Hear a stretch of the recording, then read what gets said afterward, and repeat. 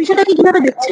দেখুন, এখন যে ফেন্সিং এর কাজগুলো হচ্ছে সেই ফেন্সিং গুলো কোনোটাই পার্মানেন্ট ফেন্সিং আমরা যাকে বলি সেই ফেন্সিং এর কাজ কিন্তু নয়। স্বাভাবিকভাবে এই টেম্পোরারি ফেন্সিং গুলো দেওয়া হয়েছে যাতে, যেহেতু বাংলাদেশে একটি রাজনৈতিক টর্ময়েল চলছে, রাজনৈতিক পালাবদল হয়েছে, যেন অনুপ্রবেশ না ঘটে। কারণ আমরা অনুপ্রবেশের আশঙ্কা করছি। আনসারুল বাংলার মতো যারা উগ্রপন্থী সংগঠন আছে তাদের লোক ঢুকে এখানে কোনো সমস্যা করতে পারে। সেই জন্য বিএসএফ যা করার করছে, বাংলাদেশ তাদের প্রতিবাদ জানিয়েছে। আমরা বাংলাদেশের সাথে সম্পর্ক ভালো রাখতে চাই, আমরা খারাপ রাখতে চাই না। আমরা যে কোনো প্রতিবেশীর সাথে সম্পর্ক খুব ভালো রাখতে চাই। কিন্তু ভারতবর্ষের সুরক্ষা, ভারতবর্ষের সীমানা, ভারতবর্ষের সার্বভৌমত্বের সাথে মোদী সরকার, নরেন্দ্র মোদী সরকার বিন্দু মাত্র কম্প্রোমাইজ করবে না। ভারতের স্বার্থ সর্বোপরি, দেশের স্বার্থ সর্বোপরি। আপনি সকালে বলেছিলেন যে বিএসএফ অতন্ত্র বাংলা হয়ে যাবে।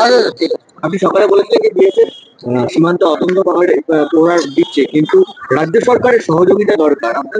কোন কোন জায়গায় রাজ্য সরকারের সহযোগিতা অনুভব করছে? দেখুন, এর আগেও বাংলাতে বিভিন্ন ঘটনা ঘটেছে যে বাইরের রাজ্যের পুলিশ এসে বা এনআইএ এসে বা এই ধরনের কোনো এজেন্সি এসে বাংলা থেকে উগ্রপন্থী ধরে নিয়ে গেছে। ইনক্লুডিং আমার নিজের লোকসভা ইটাহার বলে একটি বিধানসভা আছে উত্তর দিনাজপুর অন্তর্গত। আমি যখন ভোটে দাঁড়াই 19-এ, তার আগে এনআইএ এসে সেখান থেকে উগ্রপন্থী ধরে নিয়ে গেছে মান্নাই অঞ্চল। তো এই ধরনের বারবার ঘটনা ঘটে পশ্চিমবঙ্গে, তো নতুন তো কিছু নয়। কিন্তু আমার বক্তব্য হচ্ছে যে পশ্চিমবঙ্গের পুলিশ পুঙ্খানুপুঙ্খ খবর মুখ্যমন্ত্রীকে দেন যে কোন বিজেপি নেতা কোন গাড়িতে চললো, পারলে বাথরুমের ভিতর কি করছে সেই খবরও পুলিশ পৌঁছে দেয়, সেই পুলিশ কি জানতে পারে না যে কোথায় উগ্রপন্থী লুকিয়ে আছে?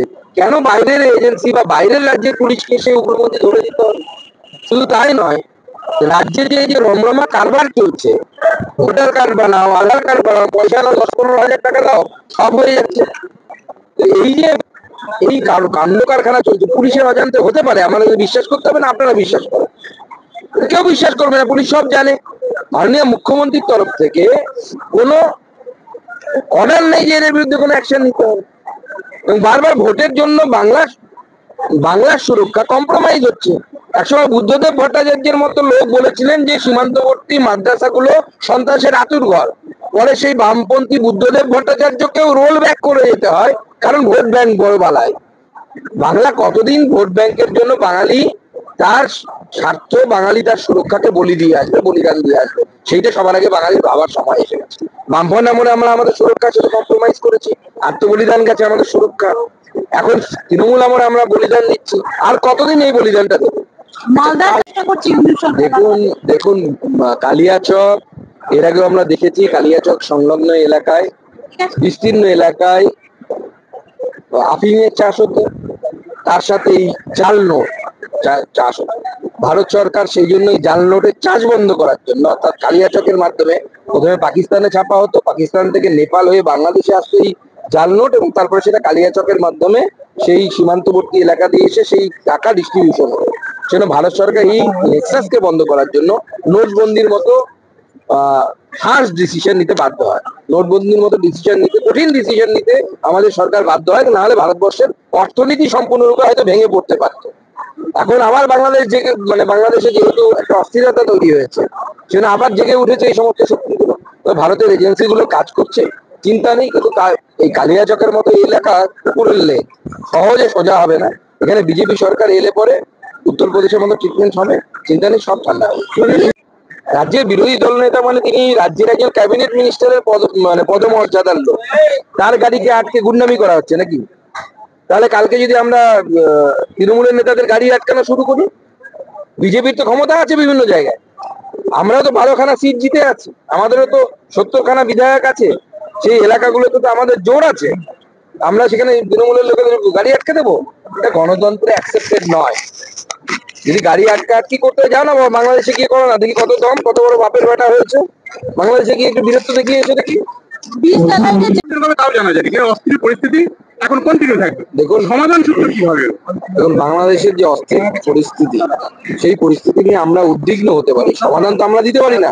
বাংলাদেশকে তার সমাধান খুঁজে নিতে হবে।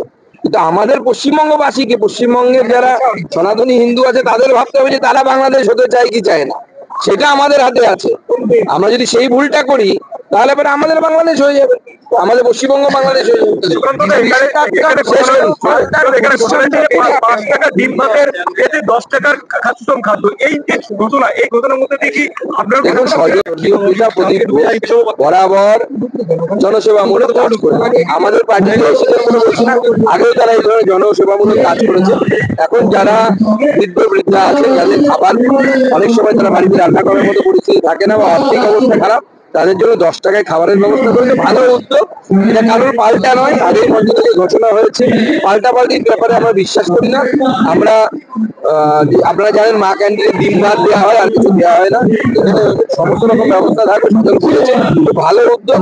এবং আমি উদ্যোগের সফলতা কামনা করি। ভবিষ্যতে কলকাতার আরো বিভিন্ন এলাকায় ওরাও ভাবছে যেটাকে চালু করা যায় কিনা।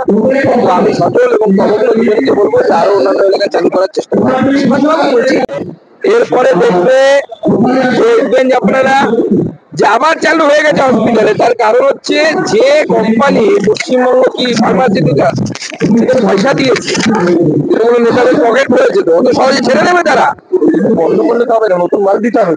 তার সাথে সাথে আবার সব থেকে বড় কথা, সজল যে কথাটি বললো যে আমি সাপোজ লুজ মোশনে ভর্তি হলাম, তা আমাকে স্যালাইনটা দেবে কি? তাহলে রাজ্যে তো স্যালাইনেরও হয়তো সাপ্লাই নেই।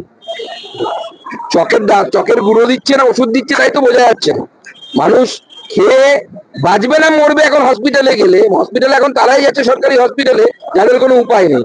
সেজন্য আপনারা আমার চিন্তা, অভিষেক বাবুর চোখ খারাপ হলো যে আমেরিকা যাবেন, মুখ্যমন্ত্রীও যাবেন, অসুবিধা কি আছে? সমস্যাটা আমি আর আপনি ভুগবো, সেটা আমাদের আপনাদেরকে উপায় বের করতে হবে।